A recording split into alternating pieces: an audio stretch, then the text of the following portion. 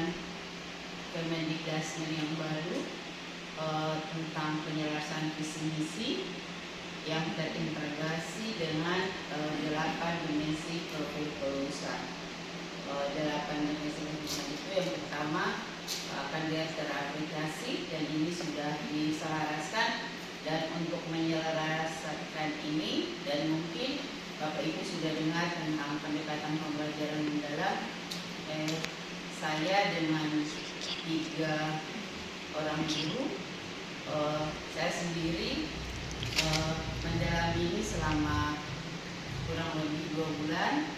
2 guru juga mendalaminya sama 2 bulan, dan 1 guru dikirim oleh yayasan, dan 1 guru lagi mengikuti kegiatan yang dilaksanakan oleh organisasi mitra. Jadi benar-benar sekalian, visinya adalah mewujudkan peserta didik berakhlak mulia, mandiri, dan unggul dalam berpikir kritis, kreatif, serta kolaboratif. Dari visi tersebut, di sini ada gambar yang secara gamblang kami sudah siapkan, sehingga Bapak Ibu akan memahami bahwa kalau berakhlak mulia itu dia tidak terlalu jauh dari kegiatan rutin, ya. Misalnya doa, salawat, berasmaul husna, bahkan surat-surat pendek. Terus ada juga saat ada berdoa, ada makan, ada masuk dan keluar kamar mandi, tapi itu tidak satu kali serta merta, tapi dia bertahap. Terus nanti kalau misalnya kami anggap bahwa capaiannya dia belum terpenuhi, maka para wali kelas akan berkoordinasi dengan Bapak Ibu di rumah, sehingga pembiasaan yang dilakukan di sekolah itu akan dilanjutkan di rumah masing-masing. Terus mandiri, mohon maaf, saya mohon maaf, berpikir kritis ini nanti kedepannya ada proses-proses kegiatan. Jadi nanti akan mereka mempelajari kenapa batu itu kalau dimasukkan ke dalam air dia harus tenggelam, kenapa kapas itu dia tidak tenggelam. Itu adalah hal-hal kecil, walaupun sederhana, ini kan dia berat, ini kan dia ringan, tapi secara tidak langsung itu adalah cara kami menstimulus agar peserta didik itu dia berpikir kritis. Terus kreatif, ada beberapa permainan yang sudah dimainkan di MRS, dan nanti akan dia berlanjut lagi di proses pembelajaran. Di situ misalnya hari ini ibu guru mempersilahkan mereka untuk misalnya menyusun balok gitu.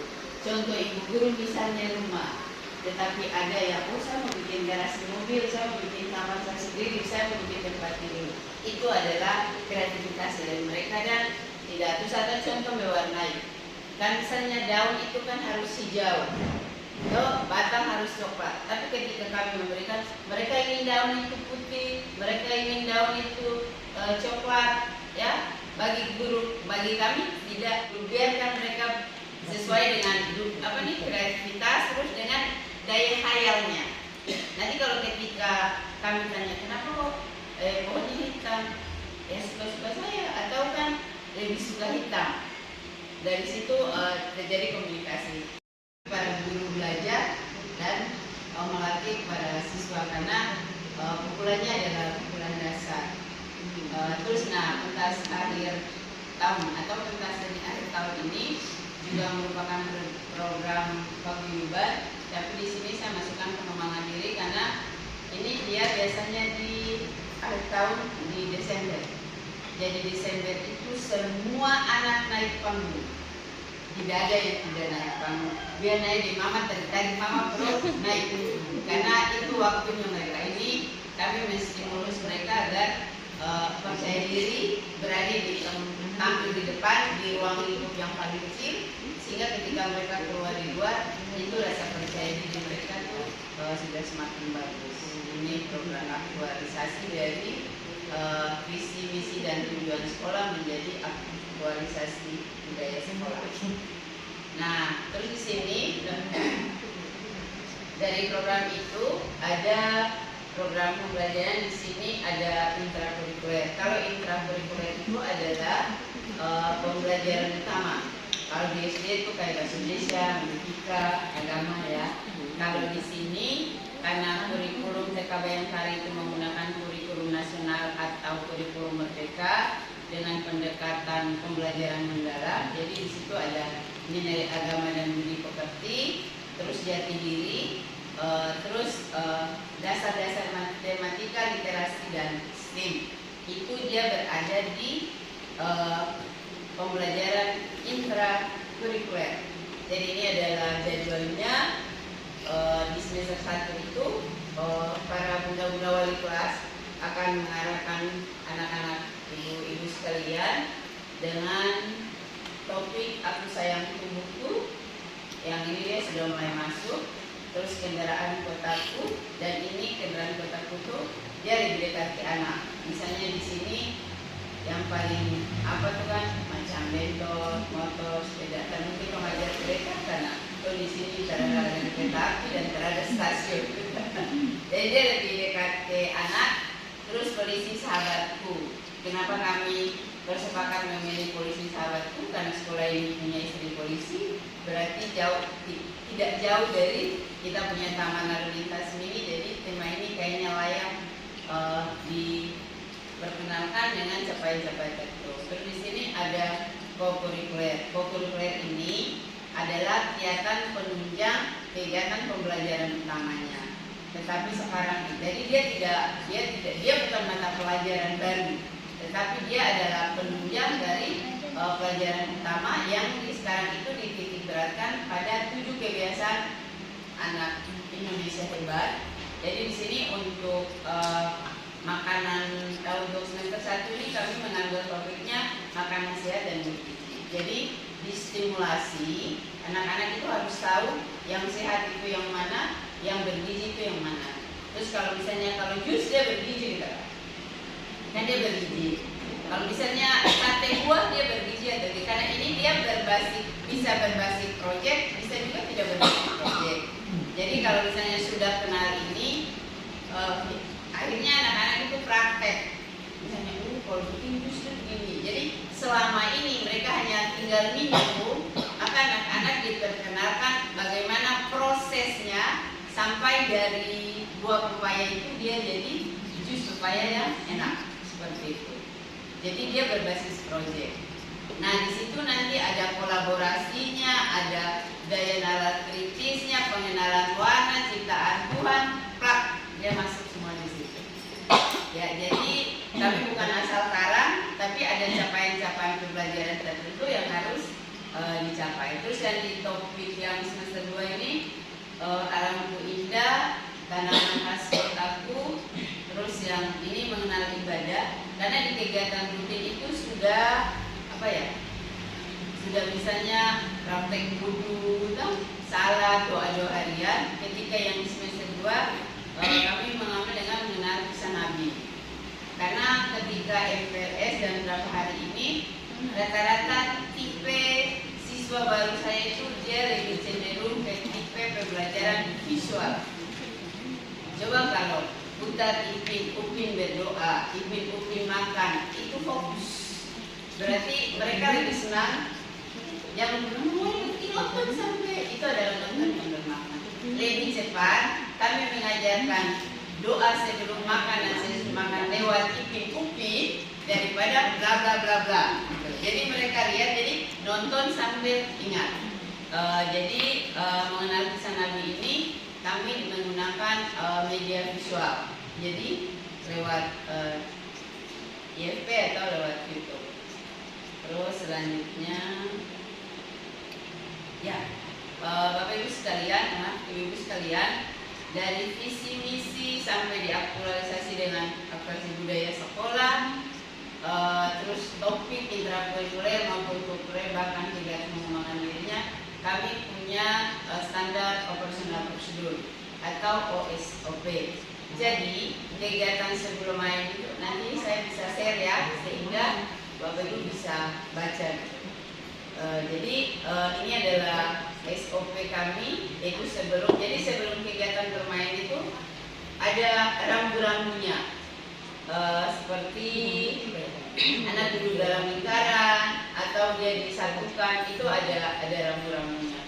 Terus wali kelas menanyakan apa, itu sudah disesuaikan. Jadi ketika di dalam kelas itu para wali kelas dia tidak boleh lari dari rambu-rambunya. Di sini saya ingin jelaskan bahwa celangan anak amat ini dia sudah berlaku sejak 2018 sampai sekarang, kurang lebih 8 tahun dia sudah berlaku. Jadi sistemnya begini, kalau di sekolah lain mereka punya celengan, tetapi selesai tamat celengan itu dia masuk ke bank. Tapi kalau di sini celengan itu kami menstimulasi agar mereka berempati lingkungan di sekitarnya dan mereka suka berbagi. Jadi secara dini kami menstimulasi mereka akan menyayangi para yatim piatu. Jadi sistemnya nanti diatur oleh wali kelas mulai minggu depan. Itu setiap hari itu para siswa itu atau para murid itu menyisihkan sisa uang jajannya 2.000, ya, 2.000 itu dimasukkan sisanya. Tapi karena kami tidak menjamin bahwa situasi di sekolah ini dia aman, karena ada selingan-selingan, jadi kalau tahun kemarin kami rubah. Biasanya kami tinggalkan di sekolah, tetapi kami rubah karena kami ikhtiar. Jadi masing-masing punya selingan. Jadi dia isi, jadi nanti wali kelas yang mengambil itu dia selama 6 bulan dia dipecahkan. Jadi nabung sendiri, pecahkan sendiri, terus belanja sendiri, berbagi sendiri. Jadi tapi ketika memecahkan celengan itu disaksikan oleh para orang tua. Jadi hitung langsung, misalnya pas A1 berapa, 2 berapa, 3 berapa. Terus setiap tahun itu 2 kali, ya 2 kali dibesarkan, 6 bulan semester pertama, 6 atau 4 bulan semester kedua. Itu dipecahkan, baru kami bagikan ke anak yatim. Jadi tanpa kita sadari, di sekitar lingkungan sekolah ini ada sekitar 3-4 anak yatim yang paling terdekat di lingkungan. Jadi biasanya tuh kalau tidak 4-6 orang yang disantuni. Dari 2.000 itu kalau dia rutin dengan jumlah siswa yang ada yang bisa sampai 5, ada yang bisa sampai 6 juta. Jadi dari 5 atau 6 juta itu kami membeli 9 bahan pokok. Plus ada sisa di amplop. Jadi kalau misalnya 4, berarti sama mulai dari gula, beras, minyak, bla bla bla. Pokoknya 9. Ada juga kami rangkul dengan rencana kerja tahunan. Jadi ada sektor umum dan manajemennya, ada sektor kesiswaannya, ada sektor kelulusan dan pembelajarannya. Ini sudah dan sektor sana prasarana. Dan ini sudah tertuang dengan kerja tahunannya. Jadi maksudnya bukan asal saja. Kenapa kami harus memaparkan ini? Karena pada dasarnya masih ada sebagian orang beranggapan bahwa DKI itu datang sana tepuk tangan menyanyi pulang. Tapi pada dasarnya tidak seperti itu. Ada nilai-nilai baik yang diajarkan, nilai-nilai karakter yang diajarkan. Ya itu saja penyampaian dari ini. Nanti ada wali kelas atau dari kurikulum dan juga akan menyampaikan beberapa hal penting demi kelancaran prosesnya. Tapi dari paparan saya yang dari awal sampai ini, kalaupun ada masukan, ada yang ditanyakan, saya persilakan. Ada? Mohon izin Bunda.